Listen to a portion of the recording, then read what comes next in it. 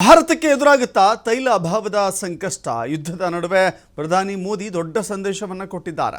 Petrol ಮತ್ತು diesel ಅನ್ನು ಇತಿಮಿತಿಯಲ್ಲೇ ಬಳಸಿ ಅಂತ ಹೇಳಿದ್ದಾರೆ. ಮಿತವಾಗಿ ಬಳಸಬೇಕು ಅಂತ ಹೇಳಿ ನಿನ್ನೆ ರಾತ್ರಿಯಷ್ಟೇ ಕರೆ ಕೊಟ್ಟಿದ್ದಾರೆ. ಹಾಗಾದ್ರೆ ಮೋದಿ ಇಂಥ ಸಂದೇಶವನ್ನು ಈ ಸಂದರ್ಭದಲ್ಲಿ ಯಾಕೆ ಕೊಟ್ಟರು? ಅವರೇ ಹೇಳುವಂತೆ ಈಗ ತುಂಬ ತುಟ್ಟಿಯಾಗಿದೆ, ದುಬಾರಿಯಾಗಿದೆ.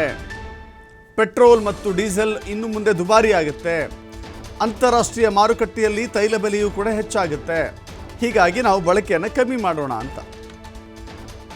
ಜೊತೆಗೆ ಚಿನ್ನಾಭರಣ 1 ವರ್ಷ ಖರೀದಿ ಮಾಡೋದೇ ಬೇಡ ಅಂತ ಹೇಳಿ ಸಲಹೆ ಕೊಟ್ಟಿದ್ದಾರೆ. 1 ವರ್ಷ ಚಿನ್ನದತ್ತ ಮುಖ ಮಾಡಬೇಡಿ, ಚಿನ್ನ ನೋಡಬೇಡಿ, ಖರೀದಿನೇ ಮಾಡಬೇಡಿ ಅಂತ.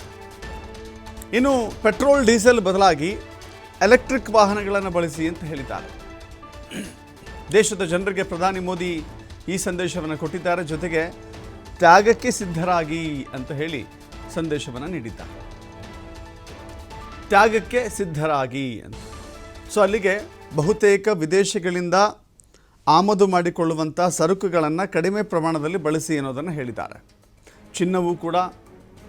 ಚಿನ್ನಾಭರಣವೂ ಕೂಡ, ಪೆಟ್ರೋಲ್ ಡೀಸೆಲ್, ಅಡುಗೆ ಎಣ್ಣೆ, ಹೀಗೆ ಪ್ರತಿಯೊಂದು ಕೂಡ ಕಡಿಮೆ ಬಳಸಿ ಅಂತ ಹೇಳಿದ್ದಾರೆ.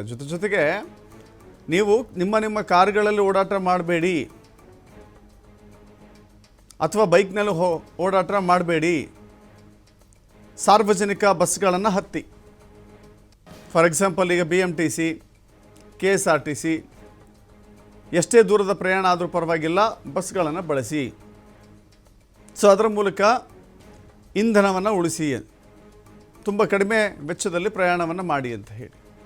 ಅದರ ಜೊತೆಗೆ ಮೆಟ್ರೋಗಳನ್ನು ಕೂಡ ಬಳಸಿ ಅಂತ ಹೇಳಿದ್ದಾರೆ. ತ್ಯಾಗ ಮಾಡಿ ಅಂತ ಹೇಳಿದ್ದಾರೆ. ಮತ್ತು ವಿದೇಶಗಳಿಗೂ ಹೋಗುವಂಥ ವಿಚಾರದಲ್ಲಿ ಮಾತನಾಡಿದ್ದಾರೆ ಪ್ರಧಾನಿ ಮೋದಿ. ಭಾಳ ಅಚ್ಚರಿ ಅಂತ ಅನಿಸುತ್ತೆ. ಯಾಕಂದರೆ